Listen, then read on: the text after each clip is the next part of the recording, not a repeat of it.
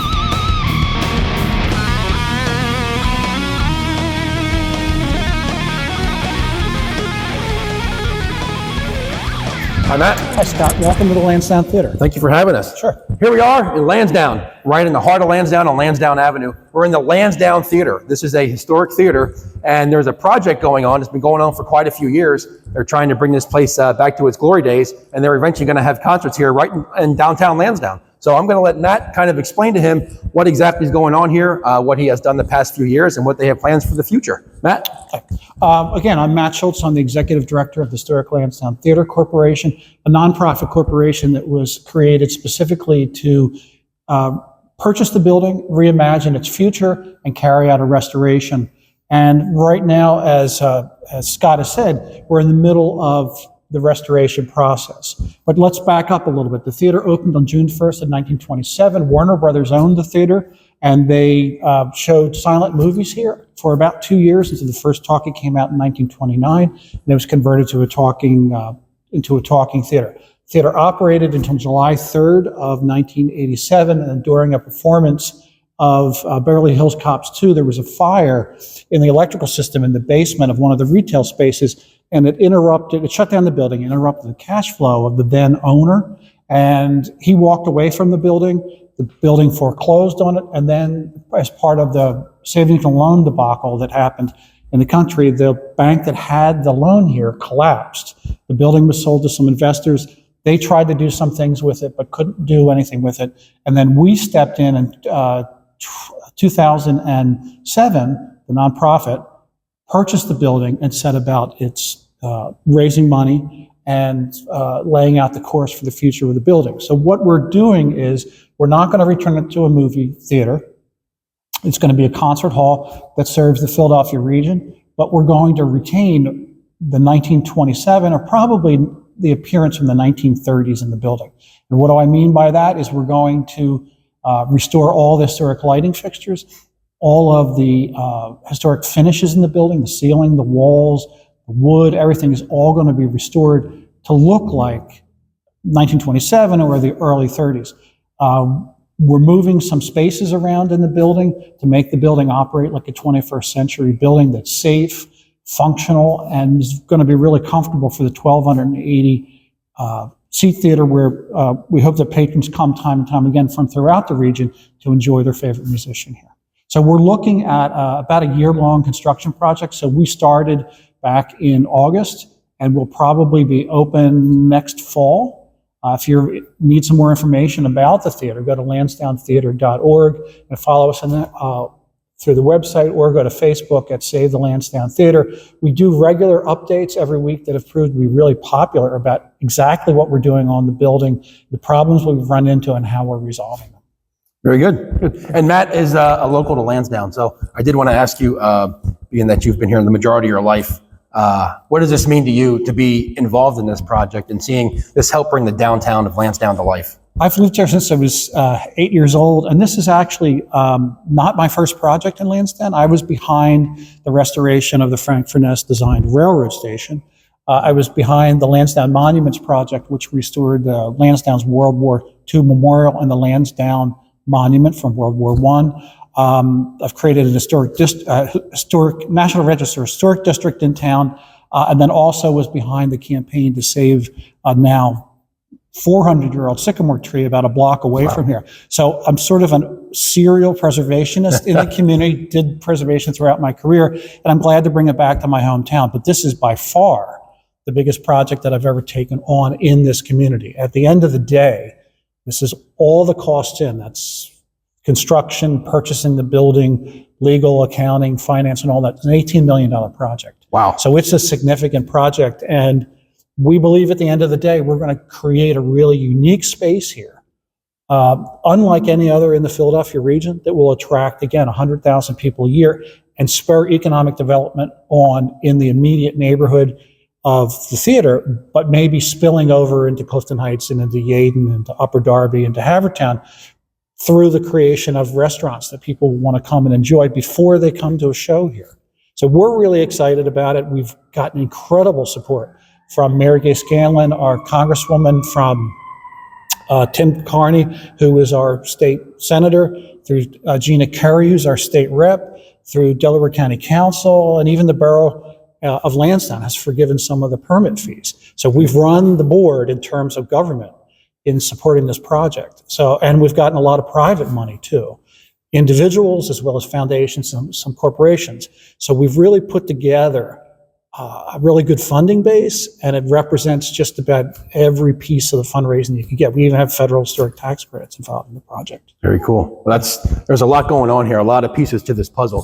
And so hopefully, if you've ever been to Lansdowne, it has the picture-perfect Norman Rockwell kind of painting downtown with the storefronts and the big windows and such. So once this kicks off in a year or so, hopefully this will help boost the business in downtown Lansdowne as well. So great. Well, we're going to go, if you don't mind, we're going to take a tour around, trying to see the inside of the theater. There's not much here to see. There is some construction going on, but some of the artwork and stuff is still here. So we'll take a quick look at some of the things and let you see what's here.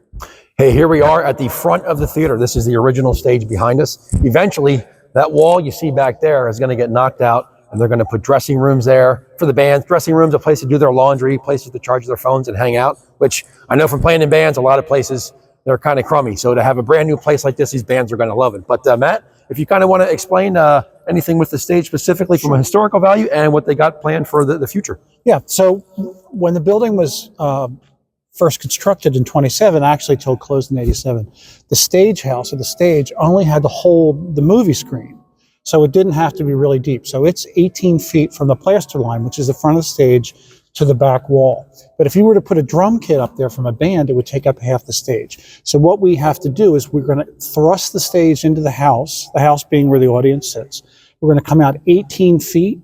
So the stage is going to go from 18 feet from the plaster line to that back wall to 36 feet at its widest point. Yep. So the musicians will actually be set up in front of the curtain, the theater curtain. Cool. So the other thing we have to do, because you didn't need dressing rooms to show a movie, so luckily we owned space behind the building. So as Scott said, we're going to build a one-story addition back there with a loading dock, dressing room, kitchenette, laundry, multiple dressing rooms, green room, and then try to make it as comfortable as possible for musicians, because it is key. Like Scott said, musicians want to come back to some place where they're comfortable. Absolutely. So we're trying to create a modern, comfortable setting for those musicians, but you won't see any of that space from the inside of the building. We're trying to keep the historic building historic and the addition as modern as possible. Very cool. And I know you can't see it, but if you look here and down, That was the old pit orchestra, correct? Yeah, there was an orchestra pit here because when the theater opened in 27, again, they weren't talkies. They were silent movie pictures. Yeah. So they would send scores, music scores, along with the films. And then the Lansdowne Theater Kimball organ was here. So they would play the organ along with what was happening on the movie. And then you would also have some musicians that accompanied that organist during the performances. But it could be the organ just played by itself, or you could have a full orchestra when you combine the organ with the other. We're going to head up to the second floor of the theater. We're going to walk you through some of the changes that we're in the process of making right now. But the theater was closed for 30 years, so the building wasn't heated or air conditioned, and there were leaks in the roof. So there was a lot of damage done to the plaster walls that comprised this area. But one of the things that's really interesting about it is when we opened up the attic to take out the asbestos, well, we actually sort of knew this beforehand, but now it's easy to see, is the whole building, all the rooms in this portion of the building, as well as the ceiling of the auditorium, are hung from, in the case of the attic, they're hung from the roof above. And the reason that they did this, they wouldn't have to put columns in the space to interrupt people's vision of what was going on in the theater. And they did that in this whole area that we're looking at here. This was actually broken up into different rooms. This was actually part of the HVAC system. And then we come over here, and we're in what was the projection booth.